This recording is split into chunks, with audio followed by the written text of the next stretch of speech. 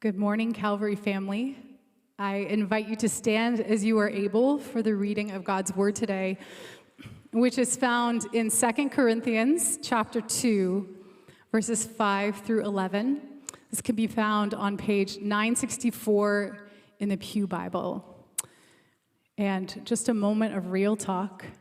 I always feel that when I'm selected to read Scripture, it's always the thing that God's working on my heart the most with, and this is no exception. So if, like me, God is doing a work in your heart on forgiveness, this Scripture is for you. 2 Corinthians 2, verse 5. Now, if anyone has caused pain, he has caused it not to me, but in some measure, not to put it too severely, to all of you.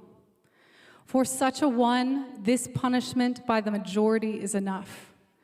So you should rather turn to forgive him and comfort him, or he may be overwhelmed by excessive sorrow.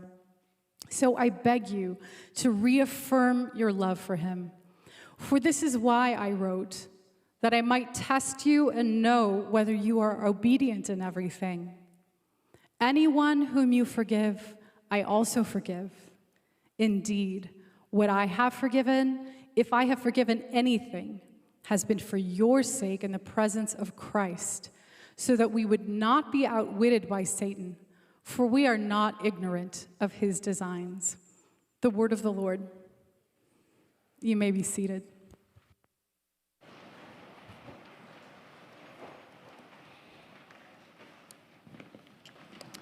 Praise to him who removes our sin from us as far as the east is from the west. Praise to the one who said, Father, forgive them, for they do not know what they are doing. Praise to the Spirit who effectively applies the work of redemption in Christ to all of us. Giving honor to God the Father, the Son, and the Spirit. With thanksgiving to Pastor Gerald and the elders for this opportunity to share with you today. And to all of you, good morning. Good morning. I'm glad you guys said good morning back. The morning crowd wasn't quite with the good morning thing. I don't know.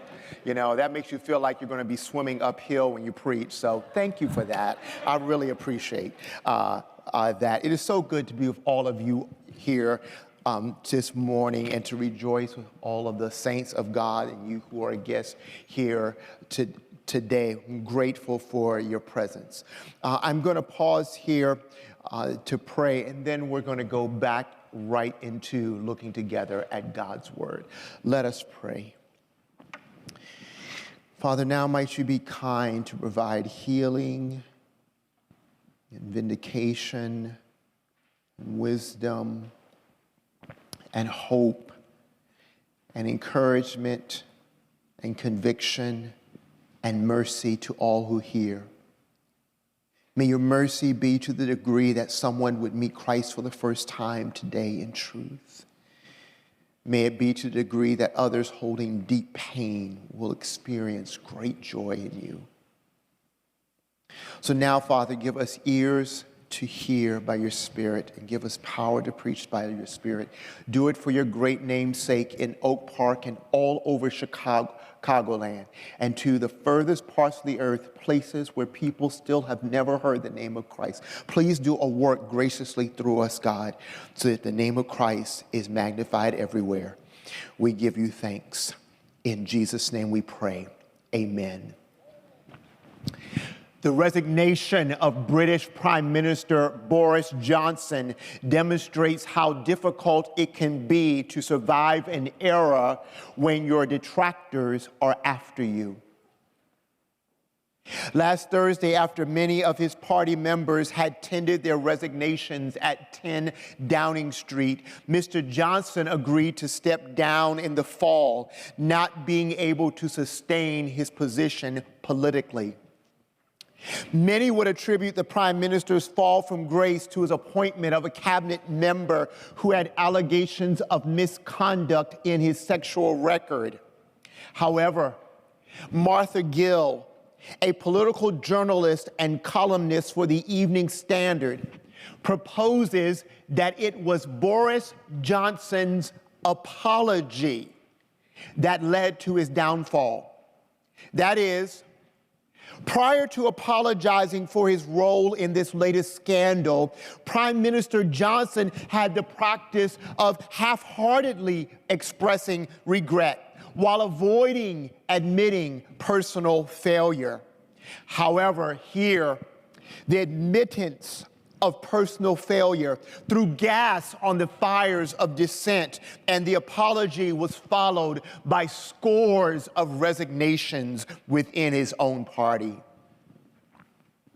Boris Johnson is not alone in finding results opposite to what most hope an apology and a turning of behavior will do.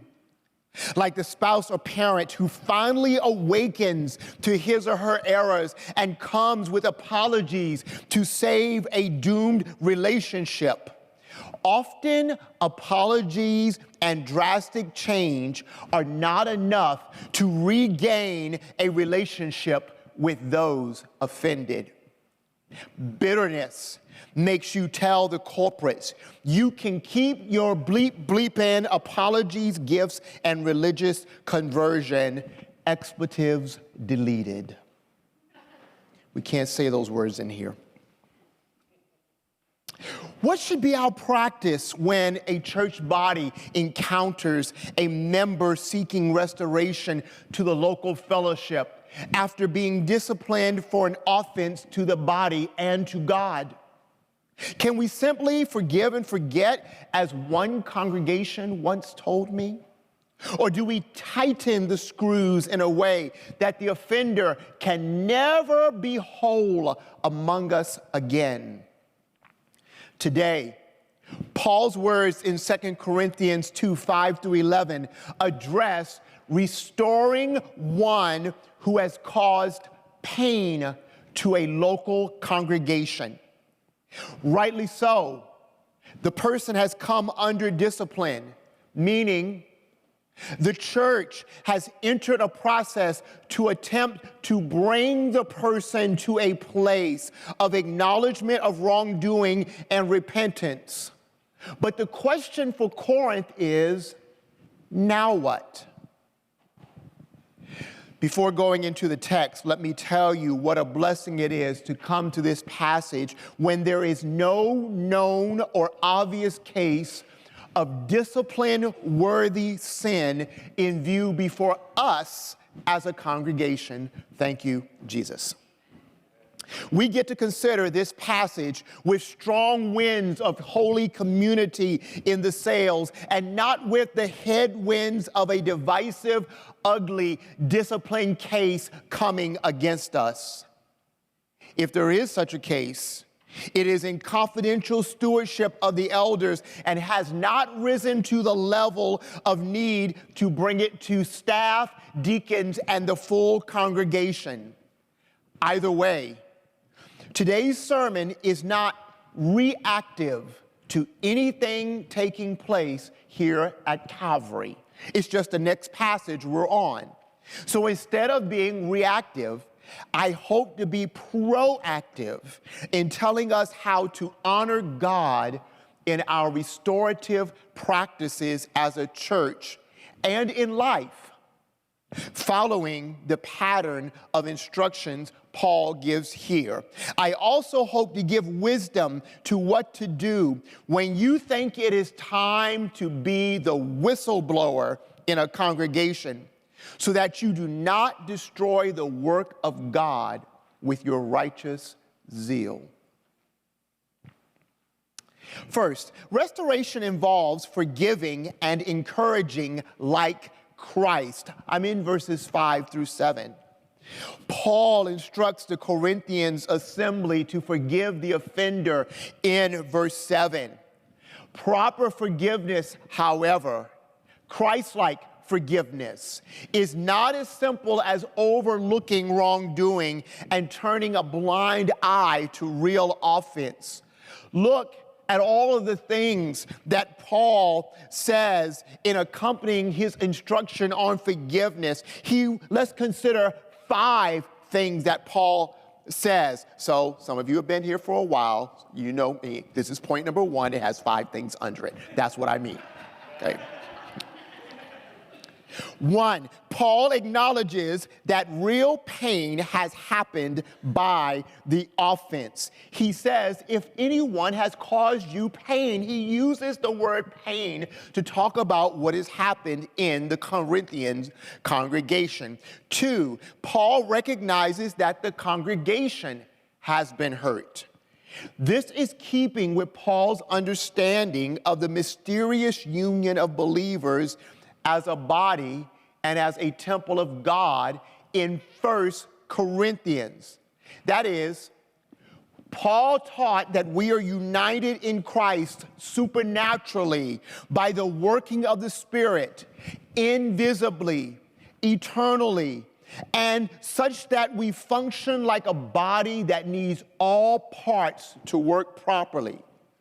That body rejoices when a part is exalted, and it hurts when a part of the body hurts. And Paul tells Corinth that we are a corporate dwelling of the Spirit of God, and we are not simply a catch of loosely tied together believers. This offender has hurt a member of the body, of the temple. So that body temple is involved in the discipline and restoration process. It's not about Paul. Paul avoids the personality cult ethos that is so common to modern evangelicalism, and he turns this issue away from himself. Instead of allowing the people to say, that person hurt Paul, Paul has them say, that person has hurt our assembly in hurting Paul. 3, Paul minimizes the offense now that they are at the stage of restoration. He says, if anyone has caused you pain, he has caused pain not to me so much, but to some degree, not to exaggerate, he says, to all of you. That little phrase in there, not to exaggerate, not to expand, however it says it in your translation, is Paul's way of saying the offense no longer looms large now that the discipline process has worked. He says, I'm not going to make a big deal out of what has happened anymore because that's gone. Let's talk about the restoration process now. 4, Paul trusts the working of God sovereignly in the majority opinion. Whatever the majority in the Corinthian assembly decided, Paul says that meets with his approval. The New Testament will develop the idea of elders leading congregations, even though Paul does not speak of it here. But in decisions of restoration and forgiveness that are public and require corporate input in the discipline, the leaders would be right to return it to the congregation for their consideration. And 5, Paul appoints an end point for discipline and a starting point for effective forgiveness and encouragement. When Paul uses the word forgive in each of his cases in verses 5 through 7, he uses a term that means to give freely or graciously. He's really saying, if you give grace, I give grace. And when the majority gives grace, I approve of the grace being given. I am giving grace to the one who offended. Paul has in mind the grace of God in Christ toward us. For Paul, at some point, an offender who has been repentant, needs to have his pain end and encouragement needs to begin. The person is still a Christ-purchased sister or brother in the Lord. If punishment continues, the discipline can become overwhelming, says Paul, and lead to sorrow about the body's treatment of the offender. In bringing us to places of repentance or brokenness, Christ does not intend to leave us in perpetual sorrow. The brokenness we experience in coming to Christ, or the brokenness we experience in growing in Christ, is to lead us to joy in Him. Yet, I'm sure each of us knows someone who has experienced a discipline or penalty process that went overboard on the punitive aspects of the process. We know someone who has experienced a grounding that was too long for whatever offense took place in the home, or someone who has experienced a legal judgment that was way too harsh for whatever the perceived crime was, or an occupational correction or demotion that made the point again, and then some more. The local body of Christ should offer something vastly different than the world offers, because we have been given something vastly different in Jesus. Where sin abounded in every one of us, Paul teaches, grace abounded even more, says Paul, to restore this person who has been offended or who has offended and now has been repentant and is in need of restoration. Forgiving and encouraging like Christ with grace is what Corinth and what we will need to do. Restoration involves loving with obedience to Christ also. In verses 8 through 9, Paul says, I beg you to affirm your love for Him, or reaffirm your love for Him.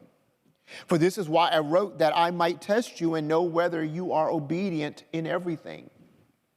You can feel the emotional urgency in Paul, begging the Corinthians, pleading with them to take back the offender who has been disciplined, who has turned from error or sin, acknowledged wrongdoing, but now is susceptible to being overwhelmed with sorrow. Paul thinks of the love that should flow from Christ through us as a priority. I beg you to reaffirm your love for Him. The full congregation at Corinth needs to express affection, cherishing of the offender, and welcoming of the offender into regular body life without repeatedly referencing the resolved offense. The members should put into the past feelings of rejection, dislike, disgust, and even hatred. Going forward, the very thing that we have experienced from Christ now and will experience for all eternity is what the body should communicate toward this former offender now being restored. We want one being restored to experience the fullness of the love of Christ. The very thought of withholding affection and encouragement from a disciplined, repentant member of the local assembly is foreign to Paul's concept of walking in a manner that pleases the Lord. Now, to grasp this, we might have to change our images of responding to contemporary offenders in other arenas. I have an example for one. When thinking of restoring a brother or sister, we cannot think of our gag reflex response to keeping former sex offenders from living in our neighborhoods, away from our children's schools, parks, and playgrounds. You know how we are. If our children go to play on a street and we know that there's a registered sex offender down there, we say, please don't go play down on that street. You know there's a former sex offender there. Mom, the sex offender lives a whole mile away down that street. I don't care. I don't want you on that street. That's how we think. Don't anyone go anywhere near that street. Well, that's the wrong image for restoring someone to the body of Christ. Instead, consider that some of us know someone who had an incident of petty theft as a teenager. The person repaid or restored the stolen goods, apologized to his or her own parents and to the owners of the goods, did community service and a period of probation, has never stolen again, and has stayed gainfully employed for the next 20 or 30 additional years. We would never think of saying toward that person or about that person, let's hide the nice patio furniture when he or she comes over so it doesn't get stolen. We would never think that way. And we probably do not think of keeping that person from our closest circle of friends or our family. That person is probably in our closest circle of friends or family.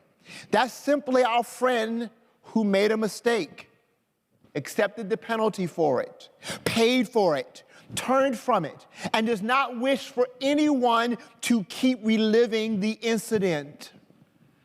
I bet that friend was at your last birthday celebration. For some of you, that friend grilled steaks with you this summer and had margaritas with you, if you drink margaritas. Our idea of obedient, reaffirming love should look like a town working together to get every home rebuilt, every store fully functioning and thriving after being hit by an EF3 tornado. The whole town comes together and they bring all their working equipment and they pitch together on food and they support one another financially, and the whole town prospers from the rebuilding and is filled with happiness from the togetherness fostered by the municipal-wide joint effort to make something great even better than it was before. Restoration should work like that in the body of Christ, because restoration involves loving people in obedience to Christ. Maybe most importantly in this passage, Paul warns us that restoration involves avoiding the designs of Satan. He says, anyone whom you forgive, I also forgive. Indeed, what I have forgiven, if I have forgiven anything, has been for your sake in the presence of Christ, so that we would not be outwitted by Satan. For we are not ignorant of his designs. Paul thinks of restoring people who have brought harm to the church and individual members at the same time that he thinks of the invisible war that is always at play in redemptive history. In the evil one's plan for dominion of the earth, as our shepherd has taught us through looking at the great works of Irenaeus, as the enemy fights for dominion of the earth, he will take advantage of any little opportunity we give him to destroy our pursuit of righteousness. He will use the pride of one too young to have stewardship of shepherding God's people, which is why Paul will say in 1 Timothy 3, not a new convert can be considered for a pastor, lest he fall into a snare and trap of the devil.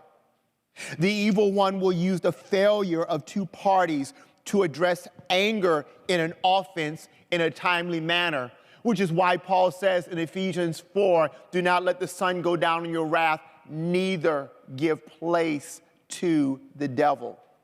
And the evil one, the enemy, the adversary, will use the failure to forgive and embrace a sufficiently disciplined sinner to destroy a congregation. Paul is thinking about Christ. When Paul speaks of accepting the Corinthians assembly's forgiveness as his own forgiveness, he is thinking about Christ working through the body. When Paul makes a hypothetical situation saying, if I have forgiven anyone, as if Paul cannot even remember the pain that someone brought toward him. Paul is being gracious, modeling the effectual relational forgetting that Christ-like forgiveness demands.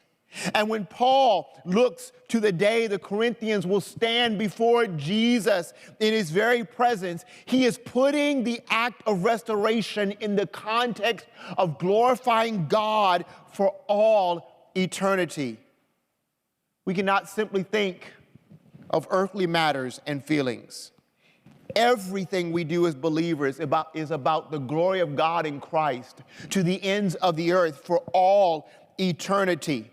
When the Corinthians stand before Christ and Christ recounts their approach toward this repentant member, Paul wants the Corinthians to have done all to please Jesus, including clearing the accounts and reaffirming the love for the former offending member. All this thinking is necessary to minimize the influence of the enemy within the congregation at Corinth and within the congregation at Oak Park. People who are overwhelmed by a lack of grace are easy prey for being turned from the church and or for becoming leaders in the anti-church PR campaign. When we listen to the stories of deconstructing Christians, many of them have episodes of evangelical school experiences that seem fundamentalistic. They speak of Christian homes in which there was little freedom to enjoy many of the things their other Christian friends enjoyed, let alone their unbelieving friends enjoyed. Or they speak of church lives in which the practices or expectations in a congregation felt like straitjackets on them. Everyone deconstructing is not doing so over concerns about hypocrisy or our positions on race, gender, and sexual orientation. Many are deconstructing over merciless church experiences, including discipline experiences that harm their families and make them carry pains about church. The adversary takes advantage of the vulnerable hearts and minds of people who feel believers are not showing the grace of God in Christ. Right restorative practices avoid leaving this door open for the adversary. We must fill that space with grace. Now, if you would, please allow me to speak from my heart as I move toward the end of this message. Right now, I have two friends who serve as leaders in a local church who are being vilified in social media for their practices as leaders in this congregation, their congregation. Rather than allegations being handled in-house by their congregation, they are being tried in the court of public opinion. That court of public opinion now exists in the era of cancel culture, skepticism and conspiracy theories behind everything, and the rise and fall of Mars Hill podcasts.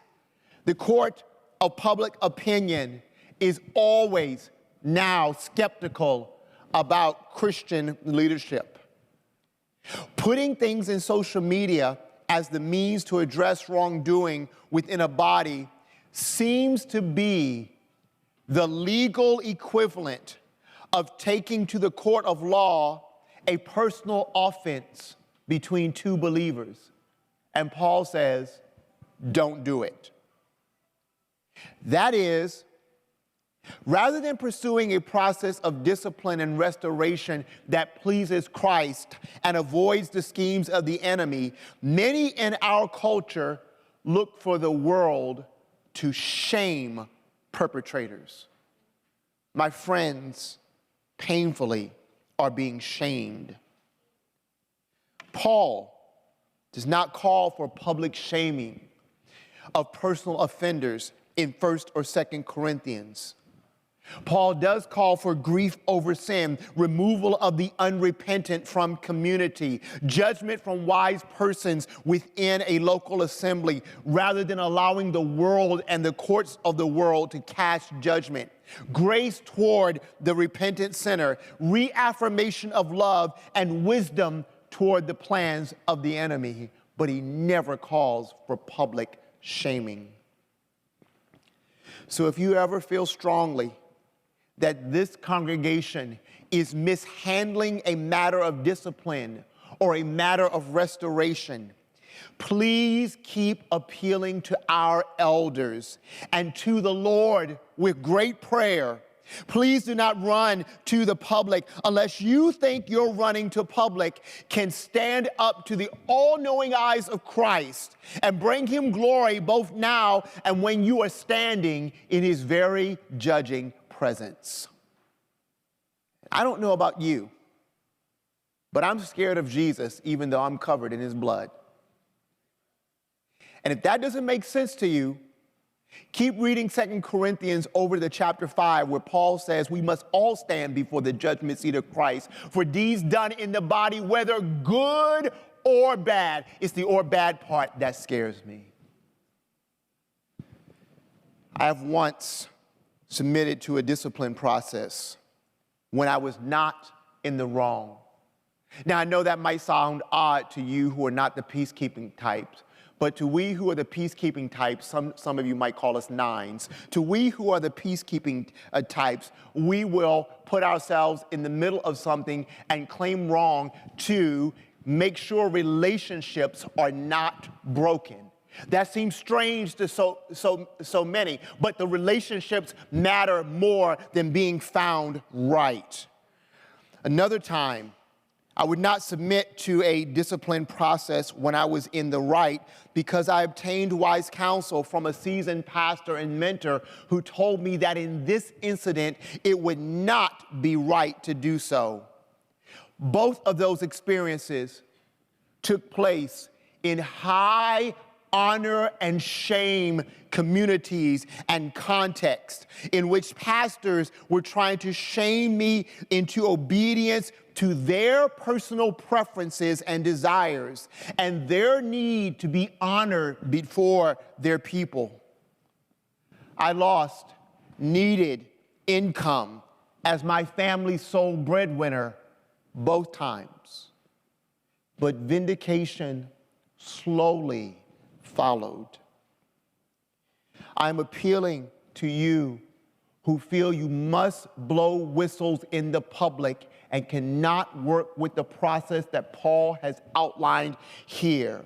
We must trust God to restore, to vindicate us, and to keep us, because he will keep us, even though it is not easy for us to do those things. I had many tears in those periods, but I also had a great Christian community surrounding me both times to walk with me through those darkest moments. For some of you who are listening to this, the whole idea that we would give the church this much authority in our lives is repulsive to you. And I know it's repulsive. I had someone come to me after the first congregation and affirm that it is repulsive. It should be repulsive to you if the church is simply a human construct. But if the church is Christ's idea from all eternity, if the church is established by his death on the cross and by his rising from the dead, if the church is established by his pouring out of every spiritual blessing upon redeemed people by his Spirit, if it is his gathering of those baptized in his name, then the authority given to leaders in his church should not be repulsive. It should be reassuring. It should reassure us that we are participating in something larger than us, led by one who has shaken the cosmos with his entering into the world and changed the course of history by his resurrection from the dead. Restoration and the entire process that accomplishes restoration, when carried out properly, reveals Christ. It reveals Christ to us, and it reveals Christ to the world. Let's hope we never need a restorative process for anything here at Calvary Memorial Church. Amen. But if and when we do, let's think about how this whole body, including the offender, will work to please Christ and give plenty of grace. Let's pray. Father, we bless you for your love for us, that you don't kick us when we're down and make us grovel or beg to come back to a place with you, but that you instead in Christ stand with welcome arms, waiting for us to turn away from sin back to you, so you can put all the past way in the past. Restore and heal today. Comfort and provide grace. Bless your people and give us grace. We thank you in Jesus' name. Amen.